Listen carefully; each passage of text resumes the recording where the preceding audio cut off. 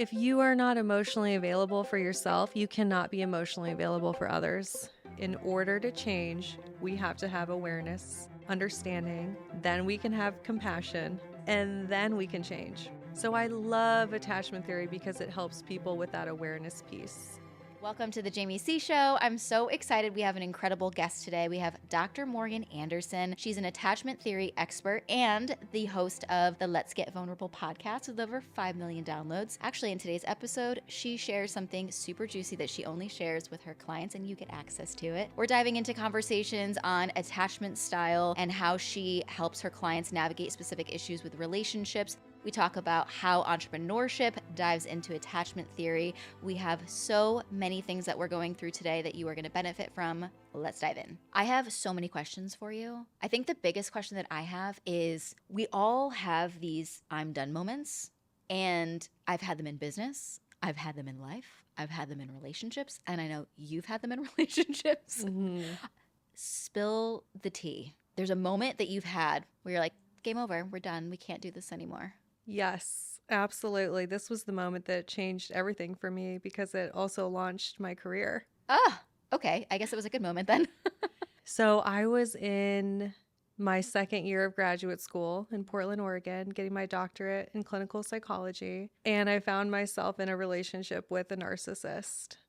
And the first 6 months were a dream. I was being completely love bombed, flown around, expensive gifts, all the things. Where did you fly to? Chicago, LA, Boston. It was just, I thought I was in a fairy tale, and I was. It was not real. About 6 months into that relationship, small things started to happen where he would say like, oh, I hate when you wear your hair in a ponytail. It was little things, right? Did you think anything of it when he was like, hey, no, don't wear your hair that way, or I don't like that? In the beginning, I just thought, oh, that's weird. That's like Strange not what behavior. I'm used to. Yeah. And then obviously, just like what narcissists do, things got worse and worse. And I experienced emotional abuse. And I was in the relationship for about 1.5 years. So the first 6 months, fairy tale. The last year completely destroyed me. Just no self-worth, rock bottom. I remember we'd be going on runs together and he'd be like yelling back at me, you need to run faster. You're a fat beached whale. He would like yell At this these point, insults. are you thinking something's not like this isn't okay? Or were you in this moment where you're like, okay, because sometimes we can almost convince ourselves Yes. that everything's okay. Like, oh, and then we think about all the good things. So are you thinking anything while you're on that run? So for me, I was stuck in repetition compulsion, which we can talk about at some point, but I was just repeating patterns that were normal to me. Intermittent reinforcement, where I had those moments that were amazing, where I felt so in love, and those moments were still happening. And I think in that moment, I was just like, okay, I just got to keep going until the next good moment comes. So I stayed in it. My self-worth was so tied to that man at the time. And I was completely isolated. He isolated me from friends and family. Did your family think anything of it? Were you getting any conversations from friends or anyone saying, hey, Morgan? I didn't let anyone know what was going on. And the version that people saw of him was charming. He was such a charmer. So no one really knew the real version of him. Only me. And then my I'm done moment was a near-death experience for me with him. Yep. Oh my gosh. Bring me through that. So 1.5 years into our relationship, turns out he was using drugs. I had no idea. Ugh. He was using heroin and all kinds of things. And this was a guy who's so wealthy, like worked at a very well-known company that I won't say the name. Like you would never expect he was using drugs if you looked at him. He was just walking around town. You would have never expected. No. So he was very unstable.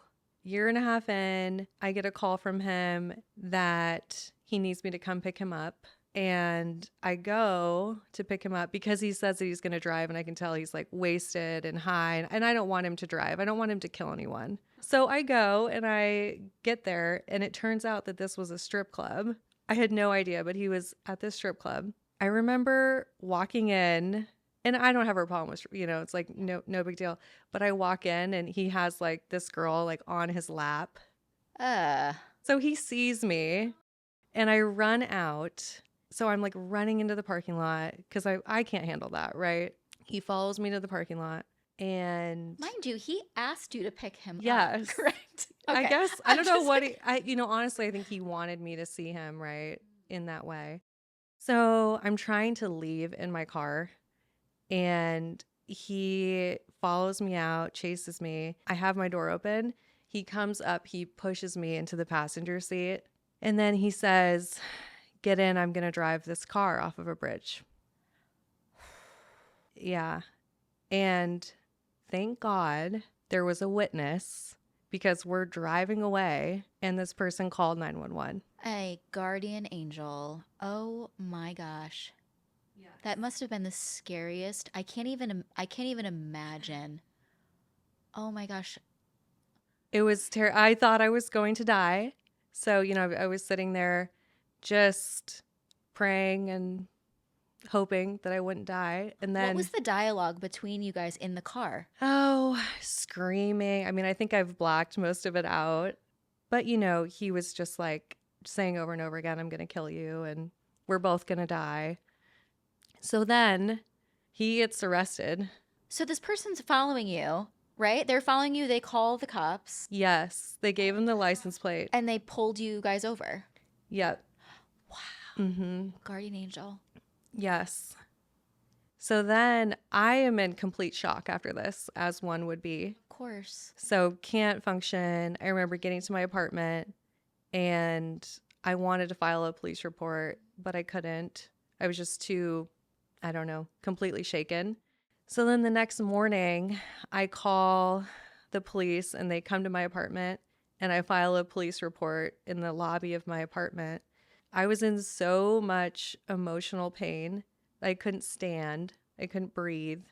And I'm like sitting on the floor of the lobby of my apartment crying as I'm telling this police officer about what happened the night before. And there was people walking by and I just remember the looks on their face of pity. No one stopped to ask you if you were okay? No, they didn't. I'm utterly confused by that. But I think for me, it was that moment though of, I felt like, have you ever had one of those out of body experiences? Many, too many to freaking count. Yeah. So I felt like I was outside of my body looking down at this happen. And there was this little voice that said, "This isn't you. Like, this is not your life." I can only imagine for you what you had to go through, also being probably in love with him at that point, and then all of the moments leading up to that. When you think like those moments of "this isn't you" or just this out of body experience, you feel like that's intuition. Like what was happening in that moment? Like when you hear it, what are you connecting that with? To me, oh gosh, I knew I was going to cry. I think it's like God and my mom Yeah. who passed away when I was She's 6. like, "Baby, Yeah. no." Just my guardian angels. Yeah. I think I fully, wholeheartedly believe that we're always being guided and supported. And what are the chances of there being a witness? Right. What are the chances of them actually taking action? Especially when you're just having this experience of talking to a police officer, crying on the floor, and no one says anything, versus the moment that you had over there where they're like, one witness does all the things right, Yes. in the most Absolutely. perfect moment. I'm curious too, at that point, you had mentioned that you hadn't really told anybody, friends, family. At that point, did you? Yes. Okay. I started telling everyone. I went to therapy, started going to the gym. I filed a restraining order. Hell yeah, you did. I did all the things. I'm so proud of you. Yeah. That's really amazing. I think that there's so many times when there's probably people who have gone through an experience and they live in that cycle and that loop again and again. And here you are, not doing that. Yes. Getting all the help, getting all the support. And it wasn't easy, those types of relationships. I had tried to break up with him before, but I always got pulled back in. But that kind of relationship, it's an addiction. It's intermittent reinforcement, the high highs, the low lows. So it was like breaking an addiction for me. Has he ever tried to contact you? Oh, all the time. What? Still? Yes. What? Yep. Narcissists don't give up. They're very persistent. I'm so confused by that. I know. I I know. I'm You like, would think can you would can you get some the peace? message. Like, just It's like- been like over, gosh, it's been a long time, almost 10 years. Yeah. they really don't give up, do they? No, but it's okay. You know, when it happened within like the first 2 to 3 years, it would really bother me, but it doesn't bother me anymore. Okay, good. I'm glad. Everything's on block. Yes. Amazing. And I think that too, it's probably been part of your journey of bringing you into now being an expert in those kinds of attachment issues and styles and the way that people are in specific relationships. And honestly, I feel like since learning about attachment styles, it really is really fascinating the way that it shows up, not just in relationships, but I mean, I always firmly believe like where you are in relationship to one thing, you're in relationship to all things, right? So whether that be in your business, with yourself, in, romantic relationships, friendships, parental situations as well. So I'm curious to know the timeline of this to you now being an expert in attachment theory. Yes. So in that moment, as I'm sitting on the floor in the lobby, I also decided that I wanted to learn everything about how to have a healthy relationship. And I thought to myself, well, if I can't have one myself, at least I can understand it. I just want to learn. What a badass move. It was such an empowered thought, though. It was. Like, now I want to learn how to do this right. Yes.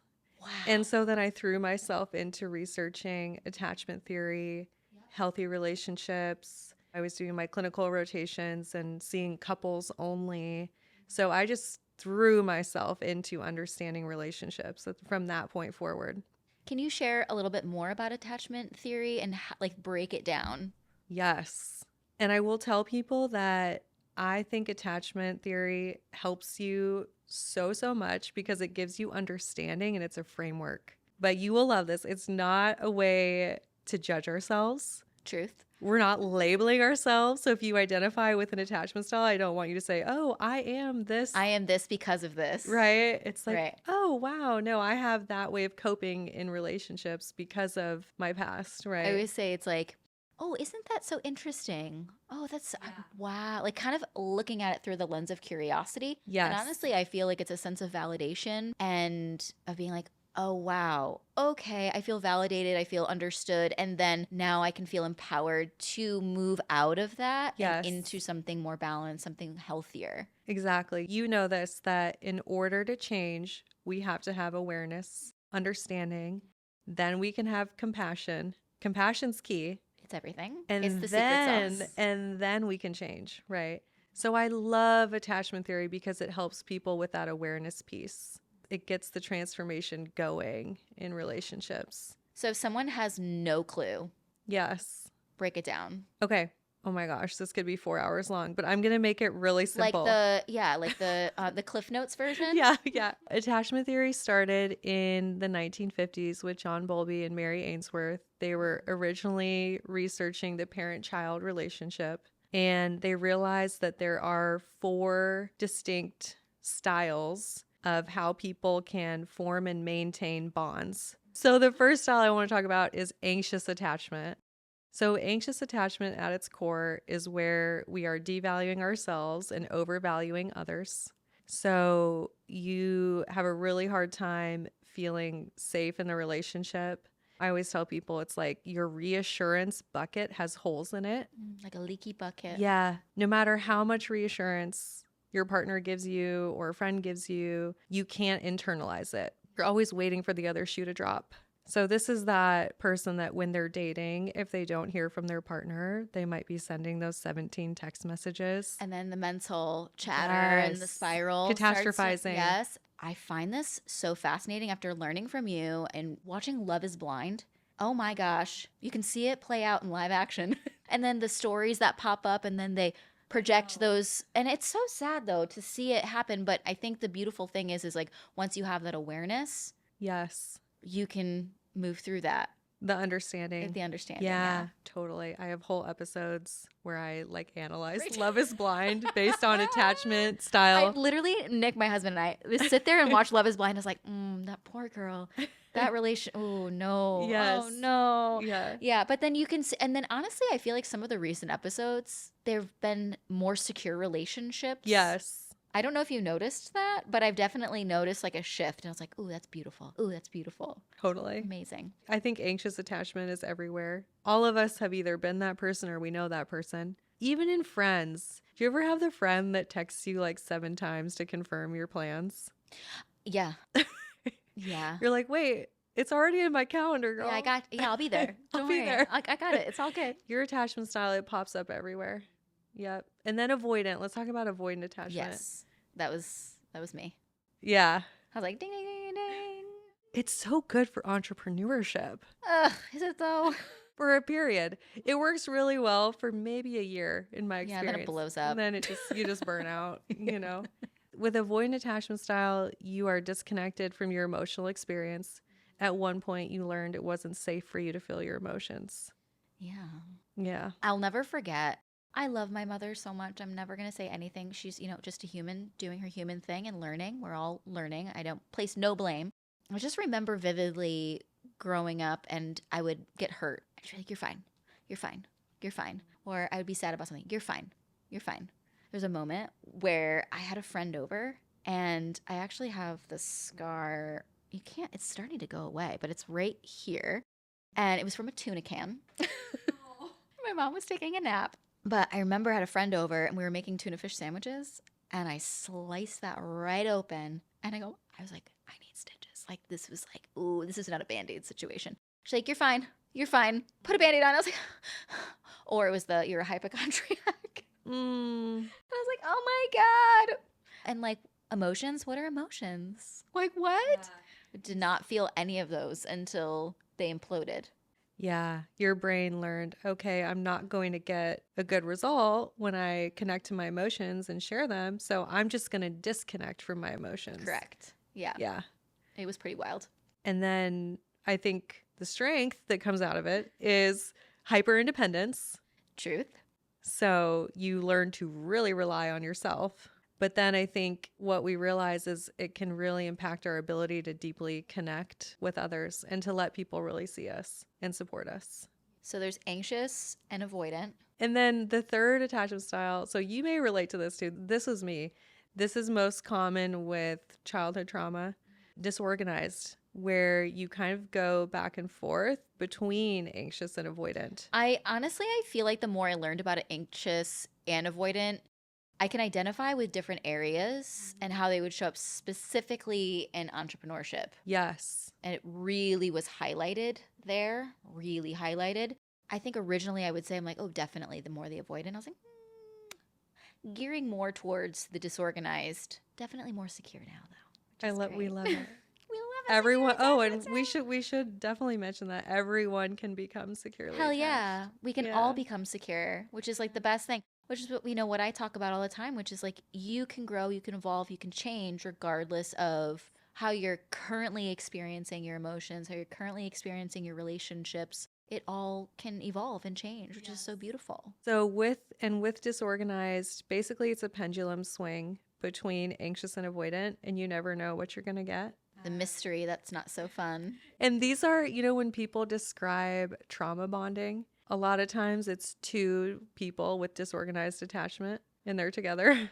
Oh, is that really what that is? Yeah. Because when one person is pulling out of the relationship and the other person is clinging, they trade roles constantly and it's completely exhausting. Ask me how I know.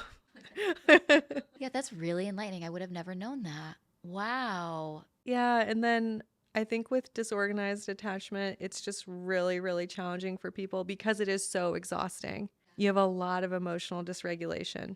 Tell me more about how it was showing up for you.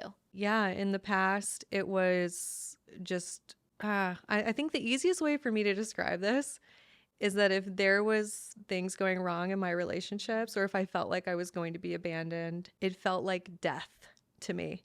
It felt like I was dying. Desperately try to get this person to stay or make it work. And then at the same time, if somebody was way too close to me and I felt like, oh my gosh, this has a ton of potential, I would push it away. So I couldn't accept love either. So I couldn't imagine the thought of being abandoned, but I also couldn't accept it. I once broke up with a guy because he liked baseball. You know what? This is reminding me a lot of people I know. No, I'm like, all the light bulbs are starting to connect. What baseball team did he like? The Padres. Wait, do you not like baseball? So in my mind, I was living in San Diego, and this emotionally available, tall, dark, and handsome man, very securely attached man, wanted to date me and like proper take me out, all the things. We go on like 3 dates. He's a total catch. And I convinced myself I should not date him because he's going to take me to baseball games and I'm going to have to sit through them. And I break up with him. You know what? I don't mean to giggle, but you know, I think I do love a good baseball game. Though. Do you like baseball games? I like them for the social experience. Yeah. So it was just my brain was trying to find any reason. Yes. That makes so much sense though, because our brains can be entirely irrational. It was so irrational. I look back on that. I'm like, wow, this poor man. If we are not wired to accept emotionally available, secure love, we will find any way to sabotage it.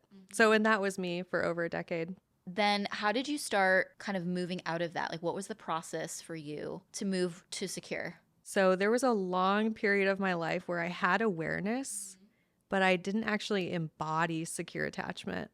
Embodiment is very, very different than learning. Yes. I see this a lot in entrepreneurship, specifically with offering online education. People are just like, oh, it's so accessible. They're like, learn. And then they're not fully embodying the work. Very different. So you're embodying it now. Yes. I was so good at helping people because that was very comfortable for me. I didn't like going to my own therapy, but I was a damn good therapist. You know, like I was very good at helping people. So even when I started my coaching business back in 2020, I was helping my clients and they were having these amazing transformations and finding these incredible people and getting married and all the things I wanted. And I kind of went, oh shit, I really need to do this. Like my clients are having these amazing transformations. So then all the things I was teaching, I really went through myself. And a lot of it was really, really deeply rewiring my belief system, of course. I had to do subconscious work. I had to go beyond traditional clinical psychology. I always tell people that therapy is great for helping you understand how you got to where you are. It's not so great at, okay, well, how do we get you to where you want to go? Yeah, the actual like rewiring process and embodying who you want to become. Yeah, so I had to do all that work. I had to go through the really messy process of looking at my past as an emotionally mature adult, going back and re-acknowledging, experiencing my childhood trauma from a different place, checking in with that version of me and really learning, well, what was she feeling when all of that happened? How much do you think when you were kind of going through this process was really tied back to your mom? So that would be... Because that was your first like big loss, right? Yeah, this is so wild. You are going to appreciate this. Okay. I was at a Tony Robbins event. This was just in like 2021 or I don't know. It was around that time. But I was realizing that I had, at the age of 6, I had wired the belief that my mom had left me because I wasn't good enough. When in reality, this was a freak accident thing that happened, you know? But you know this, that our subconscious brains, they just try to make sense of whatever's happening. And it's not based in reality. Right. I think it's so interesting for those who don't have any like concept of the subconscious, how much it runs our life. In my book, I wrote, you rewritten. It's really interesting because I call it like the robot brain, but I don't even remember what year I wrote that in, but I want to rewrite it because I want to talk about it a little bit differently because yes, it takes in everything as truth from the ages of 0 now up until probably closer to the ages of 12 as truth, right? But it's your perception of truth.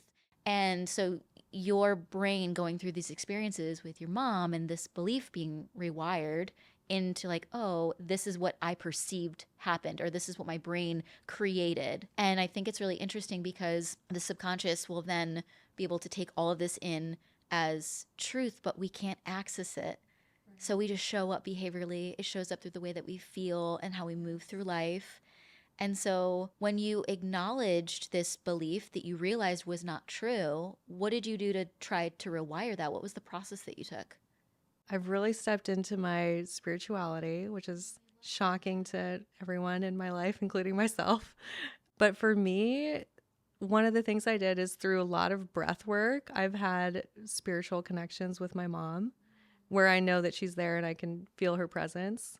And as I was uncovering that belief, that was one of those moments where I could basically hear her say, "You've always been more than enough, and I never left you." Oh my God, I have chills through my whole body. Yeah. So that it's very helpful if you can actually connect to, if you want to call it a higher power, the universe, right? To connect to the real truth outside of yourself. So that was very, very helpful, obviously. And then, this repetition, right? Like I wrote it on my bathroom mirror. I'm enough. I'm more than enough. I've always been more than enough. Have it on my phone screen. Just reminding myself constantly what the real truth is. And choosing it again and and again choosing and again. it over and over. Because I think you can also get to a place in your growth phase when you recognize that this is how I've always been showing up. This is how I've been behaving. This is how I've been kind of affirming I'm not enough. And then when you actively choose, I'm choosing I am worthy. I am choosing I am enough. You have to choose it every day, every minute until it becomes who you are. Yes. And then it's just who you are. It's almost like I think about like getting enough steps in and eating your protein and like building muscles, right? Like you have to take the steps every day to see your health change, to see your body change, to see your mind change, right? It really does take that repetition. I'm just so freaking proud of you. Like the truth is like I look objectively at your story, like there's many times that you didn't have to do that. You could have just kept helping people. You could have just kept watching everyone else win, but you chose you. Yes. I think that's amazing. I'm so happy. Thank you. And I'm getting married this August. Yes, you are. All right, tell me about now. Okay, so how did you meet your fiance? You'll love this. So we actually met in 2011 originally playing beer pong. So we were both in college at the University of Montana. We met in a basement playing beer pong. We had 6 months of crazy, it wasn't really a relationship, but we were having a ton of fun. Amazing. And then we broke up. It was mutual. I was going to grad school. He was hanging out still. He spent a long time in undergrad. He's going to kill me if he watches this. He was there for like 7 years. So he was still in, at the University of Montana. I went off to grad school. We break up. And then this man, he reaches out to me once a year to see how I'm doing. It's like a little annual check-in. Yeah, just an annual check-in. Because he genuinely cares. Not like one of those weird check-ins that's like you want to hook up. Like, no, it wasn't that. It was like a genuine, yeah, it wasn't that, right? It was like genuine, I care about you as a person. I want to know how you're doing. And there were times I remember he'd reach out and be like, why is he reaching out to me? This is odd. And the timing was never right. But we would chat. And then he reached out to me in 2020. After I'd been doing all this work, I was emotionally available. Securely ready to be attached. And it was also the pandemic. And I was in my family's basement in Montana in winter. Not playing beer pong. No, and also not really dating, because my hometown isn't exactly prime dating scene. And he was living in Florida. And we started connecting. So we reconnected. We had these amazing phone conversations, like 3 hours long. And we just loved each other's brains. Then he was like, hey, you should come to Florida. And I was very clear with my boundaries. And I said, are you open to a serious relationship? Because I'm not going to invest in traveling if not. And he said, yes, I'm ready for it.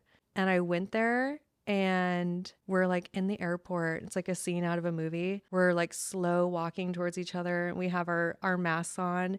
We like take the masks off and we just make out. Oh my God. In the airport. And it really is like a little rom-com. It really is. Wow. And then this man, so the chemistry was there because it had definitely had been there in college. But then he also did the work on himself and he also became very emotionally available. and very securely attached. And it was so easy for us. It was like, Just boom. yeah, yeah. I love that. I did not have that experience with my with my husband. It was not an airport perfect thing. We actually met when we were really young. Like I dated Nick, my husband. So you did your healing together. We So see, we did most of ours Brutal. apart, but you did yours, which is it's also beautiful but different. It's so different. And we were literally just having this conversation the other night about how when I first met Nick, I was 14 and he was 15. And Whoa. I know. And what was right? We were babies. And I was like, literally, I was 3 years older than my oldest daughter when I met. It's just like my brain is exploding with that. So then we dated for a little while, and then we re-met when I was 19. Like we kind of like went our separate ways.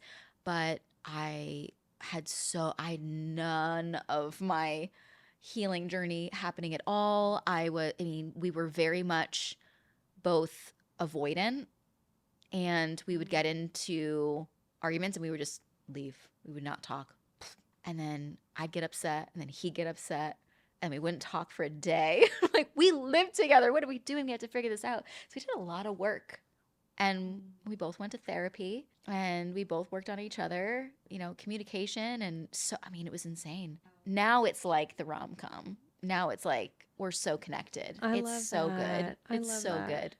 Have you heard the Esther Perel quote where she says, you'll date 7 different partners in your lifetime, and if you're really lucky, it'll be the same person? Yes, that's exactly my relationship with Nick. Yeah. 1,000%. So you've grown and seen He's very seen me different. through everything. Through, my brother Scott, who passed away. He stood by my side during that. That was his biggest grief that he had witnessed, and watched my entire family go through. And that was like I've never really thought about that until recently, how that must have affected him, because we had been in a relationship, we had just gotten engaged. It was Scott, my brother, passed away 6 months before Nick and I got married.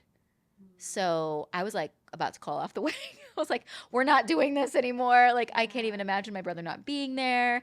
Yeah. And, and then, him going through all of his things and me going through my things and all the career things, and him getting to a point where my company was able to retire him, and then him being basically a stay-at-home dad for a little while and then going on his own. It's just been like lived 18 lives.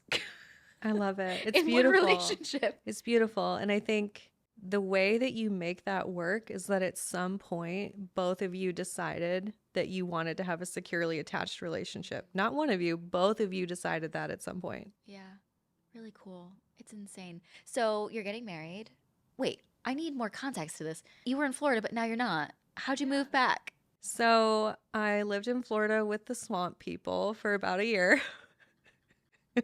We were in residential As Florida. someone who has gone to Florida every year of my life, I love that so much. It was not Miami, okay? This was like a not. residential area, Cape Coral, if anybody's curious.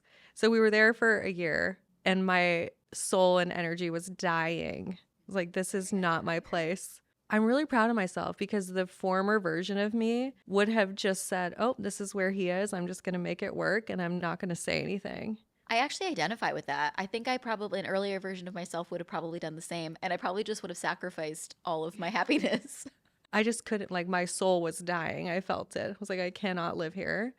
So I told him, and I'm really proud of myself, because I also was securely attached enough that I really valued his happiness even over the relationship. And I said, look, I know you love Florida. He loves to fly fish. There's a certain type of fish that he loves that's in Florida, and I hate that I know that. But that's why he was there. He loved it.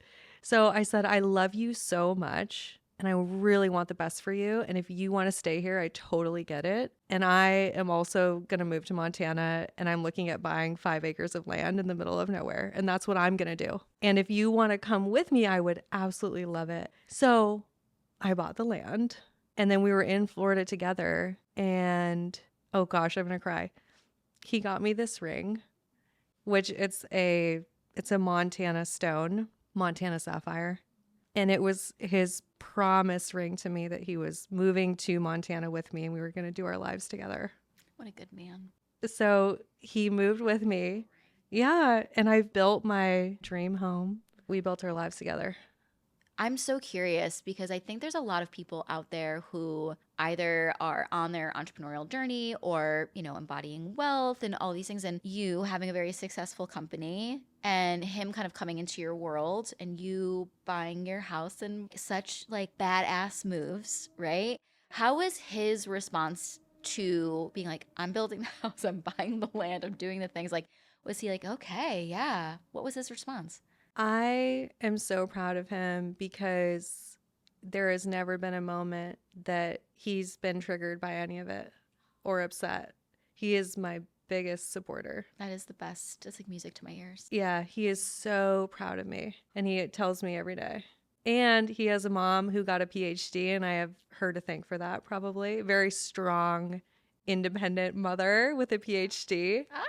Ah, So he love had that. he had the model, which really helped. I love that. I'm curious too about those who are kind of not familiar with how attachment style kind of shows up, not just in relationships, but in business, because Mm. I feel like I didn't really realize my kind of attachment style until I was in the trenches with entrepreneurship.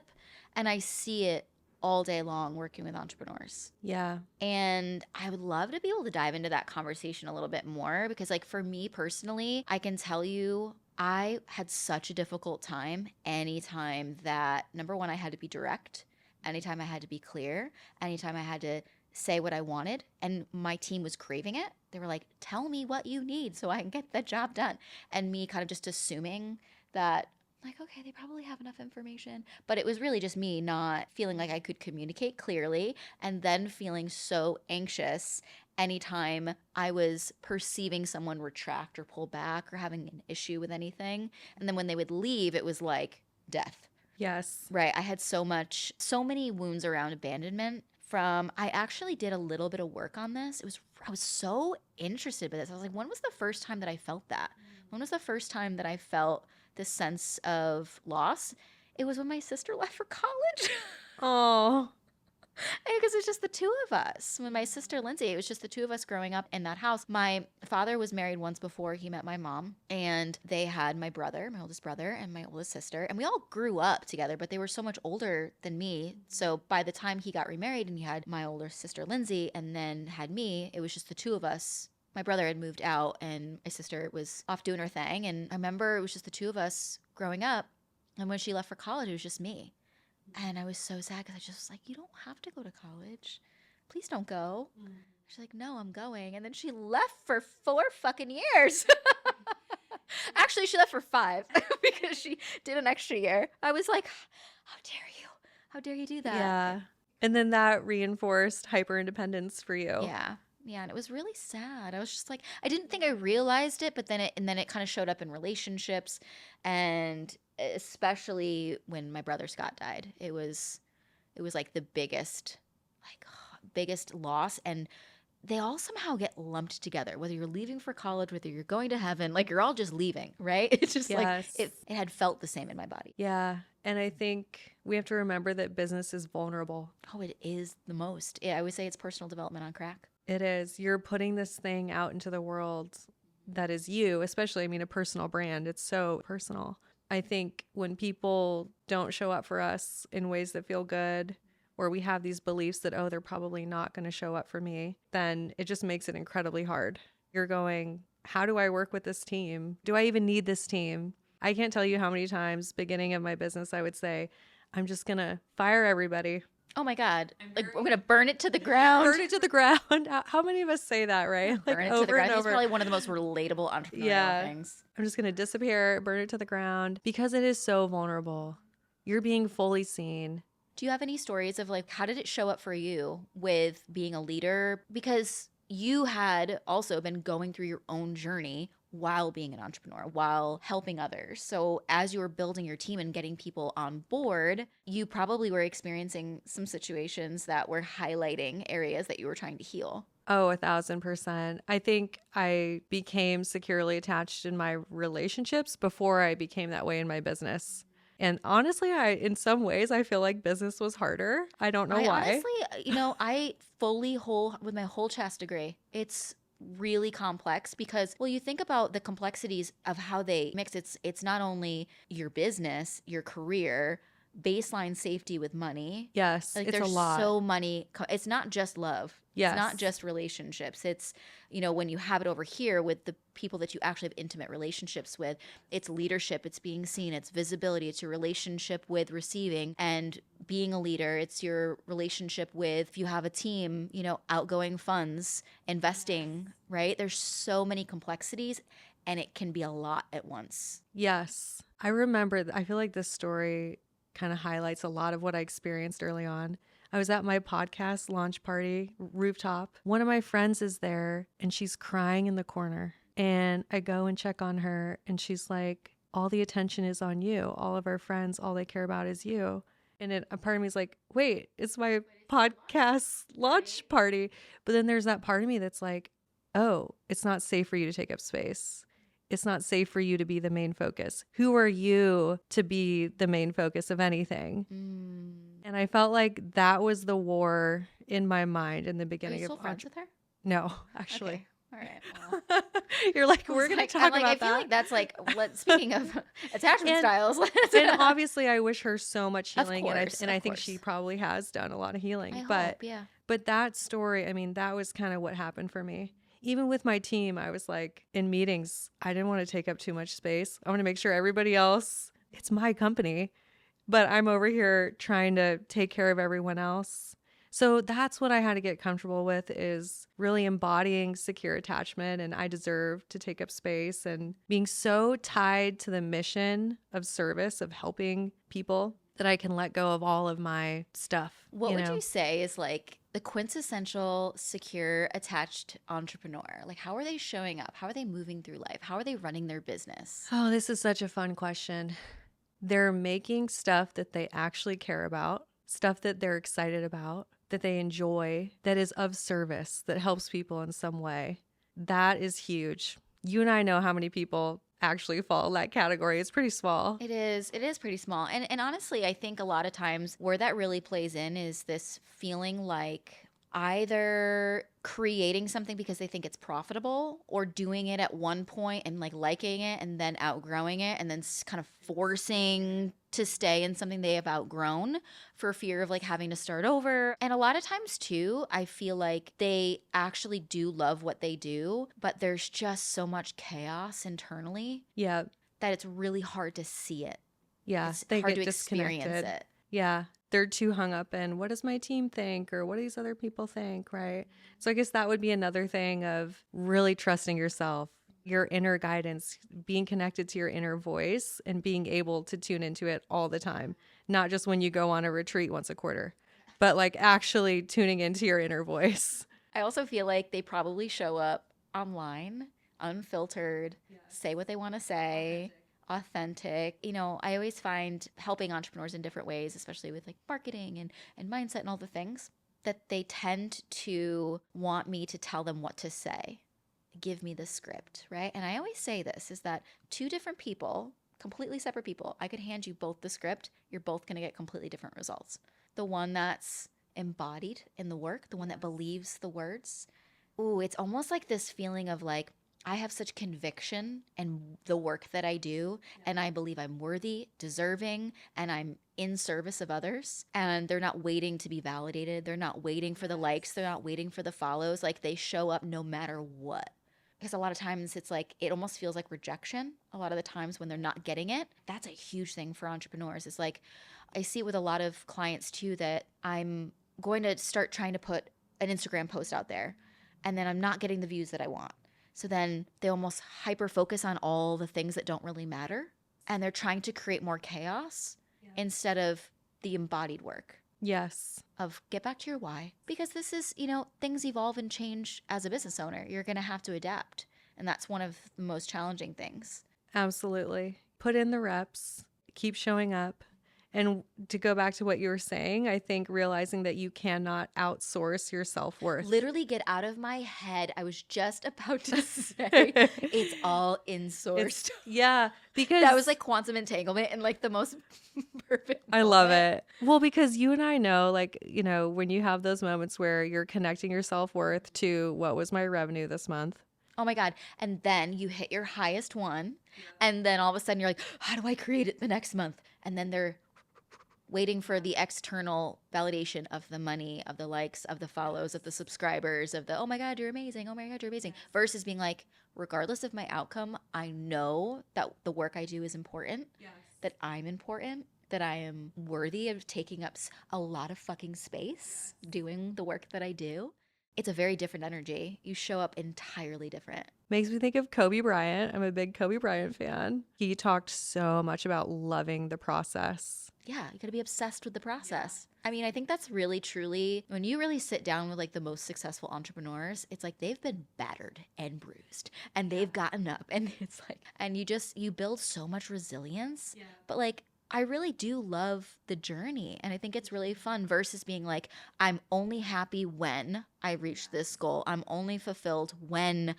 It's very conditional love. It's very conditional on your entrepreneurial journey versus being unconditional. Yes, 100%. When I first put out my podcast, I made a deal with myself that I wasn't going to look at the numbers for the first year. And I would just show up 2 episodes a week. And if I had looked at the numbers, I might have quit. Like, I just made the deal with myself. You're not going to care. You're not going to look. And the first year was 100,000. The second year was 1 million. The third year was 2.5 million. And now I'm at over 5 million downloads, all because I just kept going when nobody was listening. And I think that's the most beautiful thing, because I share a story about kind of this journey of when things are really, really, really hard and you get to a place where you're like, okay, I'm going to get up, I'm going to keep going. And then you realize when you look back, it's like that journey from where I am now to where that story began was 11 years. And it's like a lot of times people look at where you are now with the 5 million downloads or multi-million-dollar businesses and things of that nature and be like, well, that's not possible. It's like, well, how do you think the fitness athletes get the body that they have? How do you think gymnasts and all of these incredible athletes, like, they get up and they do it every single day? Was there any moment when you were doing like the 2 episodes a week where you're like, maybe I'll look, or like any kind of resistance or energy in your body that told you to stop? I've had that recently, actually, if I'm super honest, but it was more about not pivoting when I needed to. You and I were talking about this, like not listening to my inner voice about, well, what do I actually want to talk about, right? But in the beginning, this is kind of embarrassing, but I was a big like David Goggins fan, like super, super, like I was at the gym for 2 hours a day from 5 to 7 every single morning. Like I would grind it out. I would work about 12 to 14 hours a day. I had full time, I was seeing 30 to 35 clients a week and taking all my sales calls and building my coaching company and working on the Solo weekends. entrepreneur. Totally solo, right? That was the beginning, and I never missed. I didn't allow myself to even be connected to my emotions enough to know if I had any resistance. It was just show up and do for at least the first year. And then after that, as I was going on my healing journey, to that point, like where was that pivot? Like because for me, it was, I had like kind of gotten kicked out of my job and I had no other choice. Like mine was more like pure survival mode. Where did the motivation to just like grind it out come from in the very beginning? I had this beautiful private practice in La Jolla, California, seeing clients. I had never taken any time off. I was someone where I always had like a full-time job while I was in school. And here I am, I'm like 30 and I have this dream job. And I just went, oh my God, is this all that there is? I'm literally 30 years old. Feeling like, is this it? Is this it? Is this all I'm going to do forever? And I just thought there has to be something more. And I just realized, I see 30 clients a week one-on-one and I'm changing their lives. What if I could reach more people? And then that inner child girl in me that wanted the radio show came out. And I was like, well, I should just like launch this podcast, I think part of it was I wanted to help more people / I can't just really do like, is this all there is? And I just can't help as many people one-on-one. That's literally exactly how That's exactly. Our stories are very similar in some instances. I feel like when I got to a point where I was doing a lot of one-to-one work, I was in the hair world. I was a hairstylist, and then I went out on my own and I was running my own business, not knowing what the hell I was doing. And I was working on one-to-one clients, and I built up a clientele in 6 months. And then from there, I started teaching hairstylists what I was doing behind the chair. And then I was teaching in-person workshops. And then I was like, okay, well, I guess if I can only help people like 20 to 30 people at a time, like why not create a digital course that teaches thousands of people? So it's that same kind of feeling of like, wait, there's a limited, what if more people had access to this? The quantum leap. Yeah. It was a big I stretch love it. though. So I feel like you had this kind of pivot too with like, okay, we're going to help more people. We're going to have the podcast. And then you started grinding all solo, and then you started building a team. How did it show up in terms of your attachment style? Did you see some things coming out when you were starting the hiring process, like giving up control or outsourcing, delegating? Well, the funny thing is, I didn't really intentionally hire a team. They all came to me. They were in my funny how that DMs. works? Let me work for you. I was just gonna keep grinding it out. And at least people are like, I love what you're doing. Can I help you? Literally, I remember getting on the call with my salesperson now. She's been with me for like over 4 years. I remember being on the call with her being like, I don't know what you're gonna do, but we'll figure it out. Like, we're going to figure it out along the way. I would say I kind of accidentally built a team, but I did hit some points where, I was starting to get burnt out.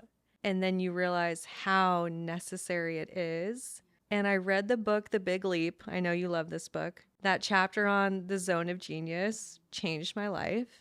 And I realized that the podcast was my zone of genius, and I needed to outsource everything. So for the listeners who are unfamiliar with attachment theory, have not dove into that, and are really interested in getting started, first off, where do they start? What are the things that are like, you need to know this, and then some actionable steps that they can start with? Okay, so I think it's very helpful to start with awareness.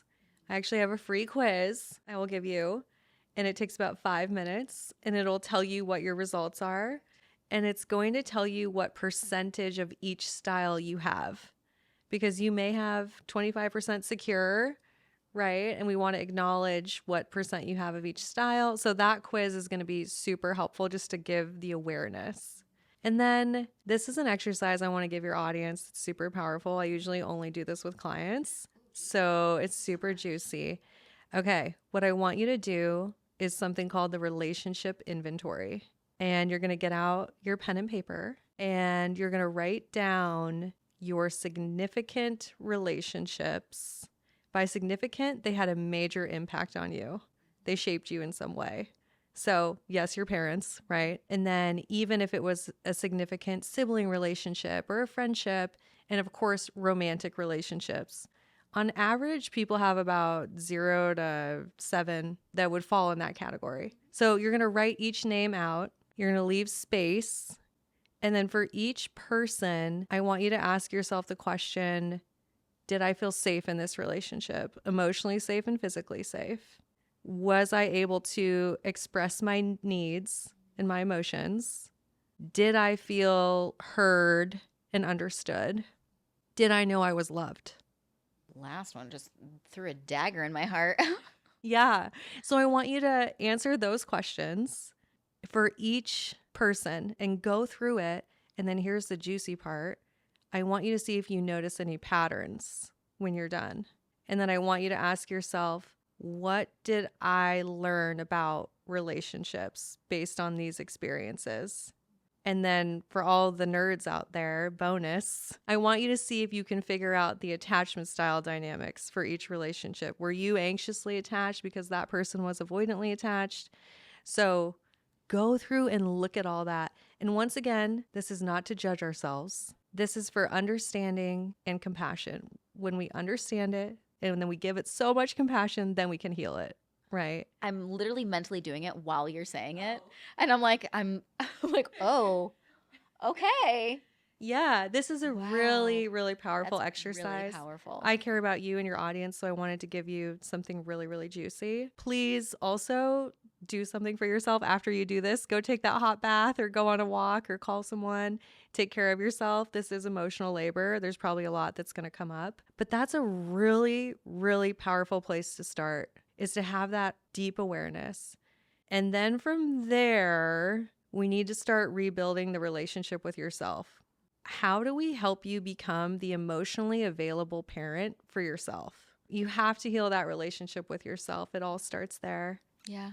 I recently said in a previous podcast episode how self-compassion is probably one of the most important things when you're growing, whether it's in any relationship with yourself, especially for those who are trying to grow and evolve and reach their dreams. You know, how much the mind and the body can try to pump the brakes to keep you exactly as you are.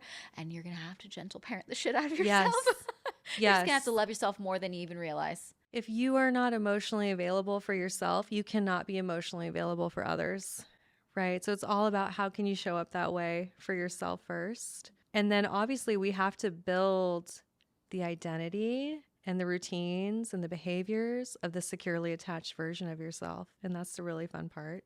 So for those who want to work with you more deeply, how can they find you? Where can they hang out with you? Where are you located? All the juicy Yes. bits. The best place to find me is my podcast. You know this about me. I love podcasting. The show is called Let's Get Vulnerable. If you want to know more about attachment styles, there's over 500 episodes about them. So come check it out. Jackpot. Yeah, Let's Get Vulnerable, anywhere podcasts are aired. I'm also on Instagram at Dr. Morgan Coaching, Dr. Morgan Coaching. And then I do have an 8-week program for people who are really ready to rewire their brains. It's and powerful. Yes, Wow. over 700 people have gone through it. Incredible. And it's the coolest thing. I get all these like wedding invitations now and baby announcements, and it's all just compounded. It's amazing, honestly. I love the work I get to do. It's called the Empowered, Secure, Loved Relationship Program.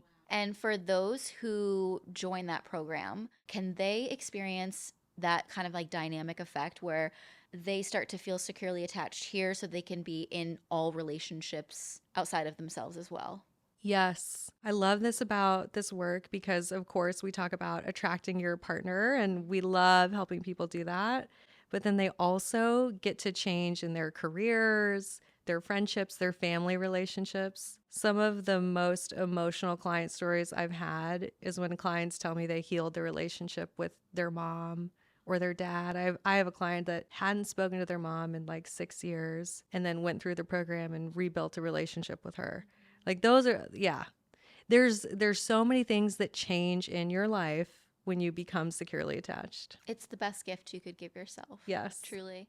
Thank you so much for the work that you do. And thank you so much for being on the show. I am so excited for every person who listens to this to dive into your podcast, to hopefully work with you a little bit more deeply, because I know from my own personal experience that attachment theory has changed my life, and becoming securely attached has changed my business. It's changed my relationships. I also have a relationship that I rebuilt with my mother because of that. And I just am so appreciative of you. So thank you so much. Thank you so much for having me. And I'm so grateful to know you. And I just feel like everybody needs to know that you really are in person who you are online. Like you are one of those rare people where you are like better in person. So I just want to make sure your audience knows that about you. You're so authentic and real, and I'm just so grateful to know you. So thank you for having me. Thank you.